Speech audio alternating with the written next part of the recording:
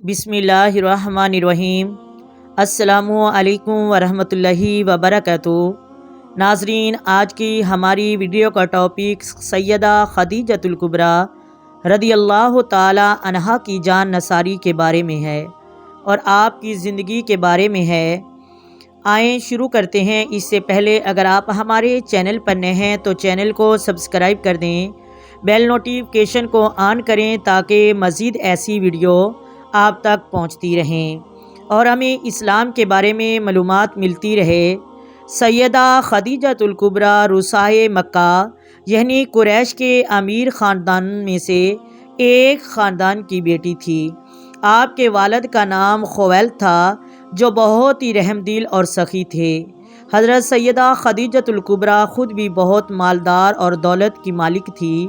آپ نے سب کچھ امام الانبیاء صلی اللہ علیہ وآلہ وسلم کے قدموں پر ڈال کر رکھ دیا اور کہا کہ یا رسول اللہ، میں اپنی ساری مال و دولت قربان کرتی ہوں۔ سیدہ خدیجۃ الکبریٰ انتہائی رحم دل خاتون تھیں۔ جب آپ صلی اللہ علیہ وآلہ وسلم کی شادی آپ کے ساتھ ہوئی تو آپ کی عمر 40 برس اور حضور اکرم صلی اللہ علیہ وآلہ وسلم کی عمر 25 برس تھی۔ آپ نے ہر مشکل میں محمد مصطفیٰ صلی اللہ علیہ وآلہ وسلم کا ساتھ دیا۔ محترم ناظرین، جب بھی حضور اکرم صلی اللہ علیہ وآلہ وسلم نے تبلیغ اسلام کر کے گھر آیا کرنا، لوگوں نے آپ کو برا بھلا کہا کرنا، حضور کو کبھی کاذب اور کبھی ساحر کے نام سے لوگ پکارتے تھے، کبھی آپ کو عجیب و غریب القابات دیتے تھے، یعنی ہماری زبان زیب نہیں دیتی۔ آپ کو بہت ہی رنج و ملال میں جب گھر آتے، بہت ہی رنج و غم میں جب حضرت خدیجۃ الکبریٰ آپ صلی اللہ علیہ وآلہ وسلم کو گھر آتے دیکھنا تو سیدہ خدیجۃ الکبریٰ دوڑ کر آتی اور کہتی، یا رسول اللہ، میں آپ پر قربان جاؤں، آپ تشریف لائے ہیں۔ اتنی محبت سے پیش آتی کہ حضور اکرم فرماتے ہیں کہ مجھے سارے دن کی تھکاوٹ اور تھکن اور غم بھول جاتے۔ حضور فرماتے ہیں کہ حضرت خدیجہ کے منہ سے نکلنے والی مسکراہٹ میری روح کو تسکین دیتی تھی۔ حضور اکرم صلی اللہ علیہ وآلہ وسلم خدیجۃ الکبریٰ کو اکثر یاد فرمایا کرتے تھے۔ سیدہ عائشہ صدیقہ رضی اللہ تعالی عنہا فرماتی ہیں کہ ایک مرتبہ حضور اکرم صلی اللہ علیہ وآلہ وسلم نے سیدہ خدیجۃ الکبریٰ رضی اللہ تعالی عنہا کا تذکرہ چھیڑ دیا تو میں غصے میں آ گئی اور کہا کہ یا رسول اللہ، کیا آپ مکے کی سرخ رخسار والی بڑھیا کو یاد کرتے رہتے ہیں؟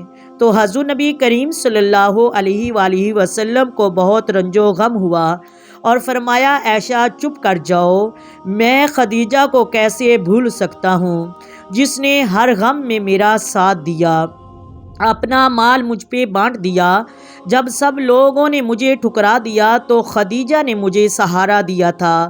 حضرت خدیجہ نے میرے غموں کو دور کیا، میں کیسے اس کو بھلا سکتا ہوں؟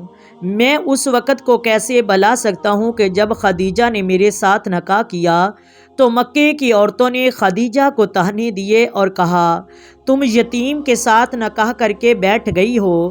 لیکن خدیجہ نے کچھ جواب نہ دیا اور کہا کہ میں نے پوری کائنات کے سب سے عظیم شخص سے شادی کی ہے۔ پھر ان عورتوں کے پاس کوئی جواب نہ رہا۔ میں ان الفاظوں کو کیسے بھول سکتا ہوں جنہوں نے مجھے دلاسا دیا اور سہارا دیا جب میری قوم میری نہیں بن رہی تھی، مجھے ٹھکرا رہی تھی تو خدیجہ نے مجھے اپنایا، میرے اسلام کو قبول کیا، اپنا سارا مال اللہ کی راہ میں خرچ کر دیا اور میرے ساتھ فکر و فاقہ کی زندگی کو قبول کیا۔ جو محلوں میں رہنے والی میرے گھر کی کٹیا میں رہی لیکن مجھ سے کچھ نہ مانگا۔ حضرت عائشہ صدیقہ رضی اللہ تعالی عنہا فرماتی ہیں، اس کے بعد بھی حضرت خدیجۃ الکبریٰ رضی اللہ تعالی عنہا کا تذکرہ فرمایا کرتی تھیں۔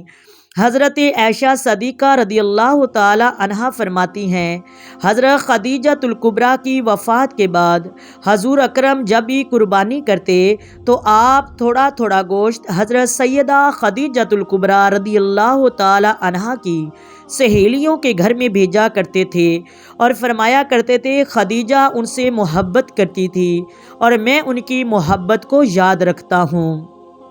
محترم ناظرین، جب حضور اکرم صلی اللہ علیہ وآلہ وسلم نے اسلام کی دعوت دی تو قریشیوں نے آپ کے ساتھ بائیکاٹ کر لیا تو آپ شیب ابی طالب پہاڑوں پر مکین ہو گئے تو سیدہ خدیجۃ الکبریٰ بھی ساتھ تھیں۔